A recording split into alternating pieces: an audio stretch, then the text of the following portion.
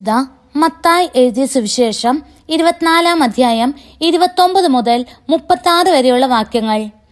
അക്കാലത്തെ പീഡനങ്ങൾക്ക് ശേഷം പൊടുന്നനെ സൂര്യൻ ഇരുണ്ടുപോകും, ചന്ദ്രൻ പ്രകാശം തരുകയില്ല, നക്ഷത്രങ്ങൾ ആകാശത്തുനിന്ന് നിപതിക്കും, ആകാശശക്തികൾ ഇളകുകയും ചെയ്യും. അപ്പോൾ ആകാശത്തിൽ മനുഷ്യപുത്രന്റെ അടയാളം പ്രത്യക്ഷപ്പെടും. ഭൂമിയിലെ സർവ്വഗോത്രങ്ങളും വിലപിക്കുകയും മനുഷ്യപുത്രൻ വാനമേഘങ്ങളിൽ ശക്തിയോടും മഹത്വത്തോടും കൂടെ വരുന്നത് കാണുകയും ചെയ്യും. വലിയ കാഹളധ്വനിയോടുകൂടെ തൻ്റെ ദൂതന്മാരെ അവൻ അയക്കും. അവർ ആകാശത്തിൻ്റെ ഒരറ്റം മുതൽ മറ്റേ അറ്റം വരെ 4 ദിക്കുകളിലും നിന്ന് അവൻ്റെ തെരഞ്ഞെടുക്കപ്പെട്ടവരെ ഒരുമിച്ച് കൂട്ടും. അത്തിമരത്തിൽ നിന്ന് പഠിക്കുവീൻ.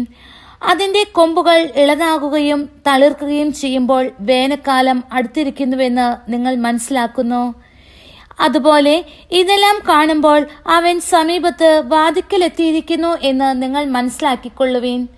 സത്യമായി ഞാൻ നിങ്ങളോട് പറയുന്നു, ഇതെല്ലാം സംഭവിക്കുന്നത് വരെ ഈ തലമുറ കടന്നു പോകുകയില്ല.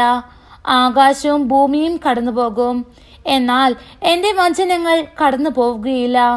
ആ ദിവസത്തെക്കുറിച്ചോ മണിക്കൂറിനെ കുറിച്ചോ പിതാവിനല്ലാതെ മറ്റാർക്കും സ്വർഗത്തിലെ ദൂതന്മാർക്കോ പുത്രന് പോലുമോ അറിഞ്ഞുകൂടാ.